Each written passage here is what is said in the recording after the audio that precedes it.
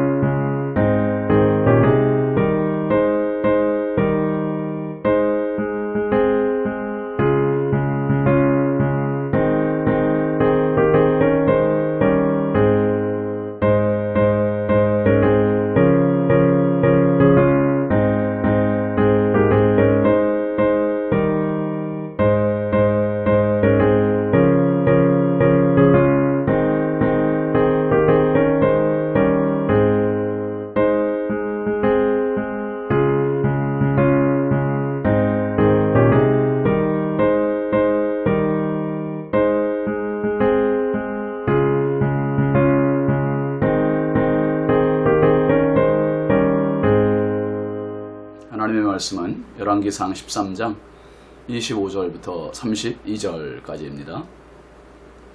지나가는 사람들이 길에 버린 시체와 그 시체 곁에 선 사자를 보고 그 늙은 선지자가 사는 성읍에 가서 말한지라. 그 사람을 길에서 데리고 돌아간 선지자가 듣고 말하되 이는 여호와의 말씀을 어긴 하나님의 사람이로다. 여호와께서 그에게 하신 말씀과 같이 여호와께서 그를 사자에게 넘기심에 사자가 그를 찢어 죽였도다 하고 이에 그의 아들들에게 말하여 이르되 나를 위하여 나귀의 안장을 지우라. 그들이 안장을 지우매 그가 가서 본즉 그의 시체가 길에 버린 바 되었고 나귀와 사자는 그 시체 곁에 서 있는데 사자가 시체를 먹지도 아니하였고 나귀를 찢지도 아니하였더라. 늙은 선지자가 하나님의 사람의 시체를 들어 나귀에 실어 가지고 돌아와 자기 성읍으로 들어가서 슬피 울며 장사하되 곧 그의 시체를 자기의 묘실에 두고 오라 내 형제여 하며 그를 위하여 슬피 우니라. 그 사람을 장사한 후에 그가 그 아들들에게 말하여 이르되 내가 죽거든 하나님의 사람을 장사한 묘실에 나를 장사하되 내 뼈를 그의 곁에 두라. 그가 여호와의 말씀으로 베들에 있는 제단을 향하고 또 사마리아 성읍들에 있는 모든 산당을 향하여 외쳐 말한 것이 반드시 이룰 것임이니라. 아멘. 오늘 말씀 제목은 위로입니다. 위로. 여러분 어떻습니까? 여러분도 저도 참 살아가면서 많은 어려움들, 힘겨운 일들, 고난 당할 때 삶 속에서 누군가가 와서 위로해 주기를 바라지 않습니까? 그 말 한마디, 위로의 말 한마디가 힘이 되고 격려가 되고 정말 다시 일어날 수 있는 그러한 버팀목이 될 때가 있습니다. 특별히 나라를 위해서 목숨을 잃은 우리 호국 영령들이 있습니다. 한국 전쟁 때 또 천안함 사건으로 46명의 젊은 청년들, 그리고 연평도 포격 사건으로 희생된 분들, 여러분 이런 나라를 위해서 하나밖에 없는 목숨을 버리는 사람들은요 나라가 위로를 해줘야 되는 겁니다. 나라가. 그래서 이 나라가 당신들을 보호하고 있습니다. 당신들에게 고마움을 표현하고 있습니다. 그래서 대통령이라든지 대통령을 대신한 그 누군가가 또 보훈처에서 훈장을 준다든지 아니면 그들에게 어떤 거기에 걸맞는 예우를 해줘야 되는 거죠.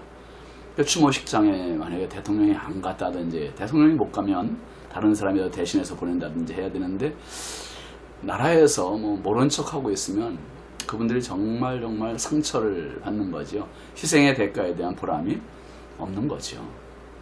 우리 사람은 누군가는 다 뭐 위로가 필요 없을 만큼 완벽한 사람이 없고요. 신분고하를 막론하고 모두가 다 위로가 필요한 겁니다. 오늘 특별히 말씀 앞에 있는 저와 여러분들에게 하나님의 크신 위로가 함께 하시기를 바랍니다.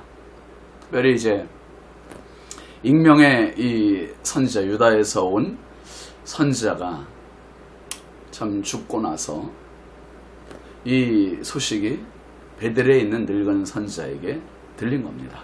물론 이 유다에서 온 선지자는 사실 뭐 하나님의 말씀 어긴 것도 있지만 억울한 죽음이에요, 사실상. 왜요? 그 늙은 선지자한테 속았잖아요. 속아서 죽임을 당한 거 아닙니까?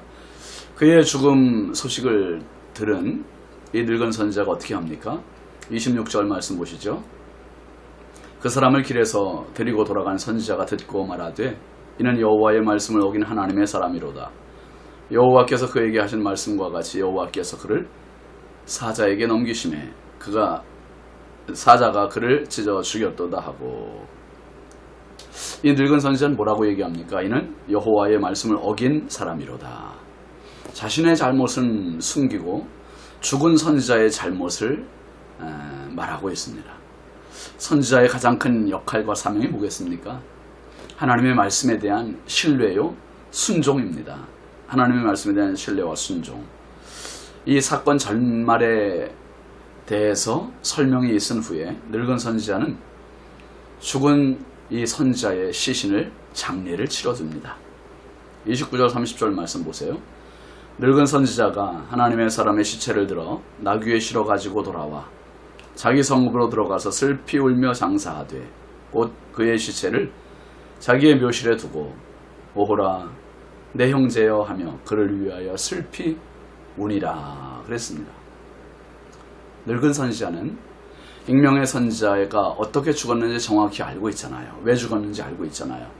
자기의 잘못이 없다고 말할 수 없는 부분입니다. 양심은 알고 있죠. 그러니까 이 선지자의 장례를 정중하게 치러줍니다. 객사한 선지자의 시신을 나귀에 실어서 자기의 성읍으로 옮긴 후 애곡을 합니다. 슬피 웁니다. 그리고 자신의 묘에 안치를 해줘요. 그리고 뭐라 그랬습니까? 오호라 내 형제여 하며 그를 위하여 슬피 우니라 했습니다. 이 늙은 선지자는 익명의 선지자의 죽음을 정말 깊이 애도하고 있습니다. 하나님의 말씀을 지키지 않은 책임도 있지만 이 늙은 선지자의 입장에서 볼 때는 내 책임도 있음을 인정하고 있는 겁니다. 무엇보다 같은 선지자라고 하는 동료의식, 그 동료의식이 깊이 작동이 되고 책임의식도 있는 거죠. 그나마 죽은 선지자의 영에 위령을 하는 것입니다.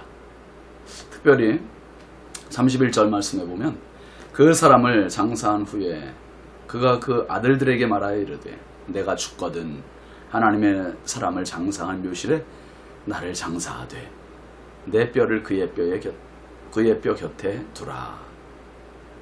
늙은 선지자는 아들들에게 당부를 하지요. 내가 죽으면 하나님의 사람을 장사한 묘실에 나를 장사하되 내 뼈를 그 뼈 곁에 두라. 죽은 사람에 대한 최고의 경의겠지요. 이 또한 이제 죽은 선지자야말로 참 하나님의 선지자임을 간접적으로 인정을 하고 있는 겁니다.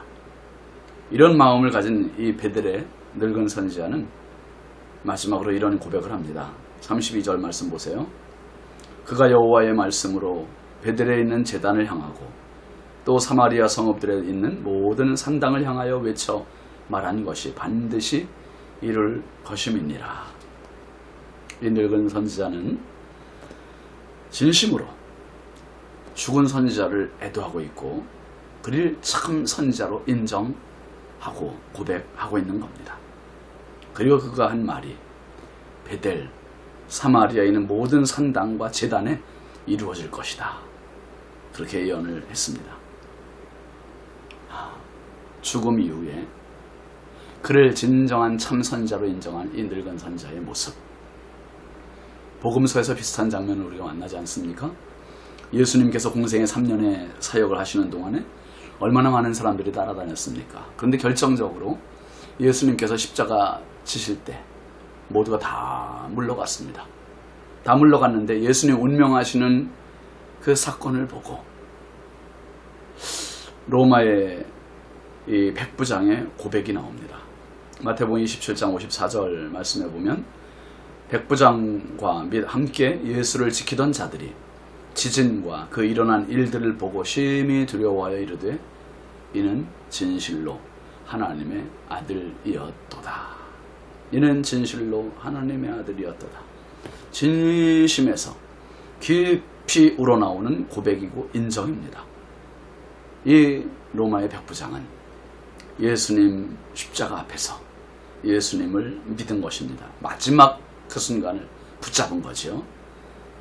그 믿음이 자기를 살렸고 죽어가신 예수님을 향한 참다운 보람 그리고 위로를 보내드리는 것입니다. 여러분, 오늘 우리는 또 누군가에게 위로자입니다. 바나바. 참 누군가를 세워주는 사람.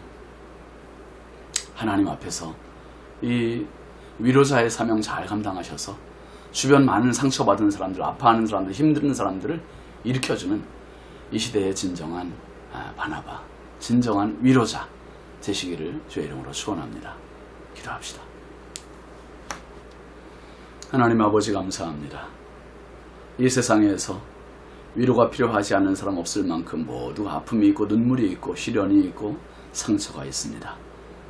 하나님, 익명의 선지자가 죽은 뒤에 그의 시신을 장례에 치러지며 애도하며 그리고 그가 했던 모든 말을 이루어지기를 바라는 그가 참 선지자임을 인정하고 고백했던 늙은 선지자와 같이 어쩌면 내가 또 다른 그 누군가에게 위로자가 되기를 원합니다. 하나님, 성령께서 저희들의 위로자가 되어주신 것처럼 하나님, 오늘 우리가 또 다른 누군가에게 위로하고 세워주고 격려하고 일으켜주는 귀한 하나님의 손길 되게 하옵소서.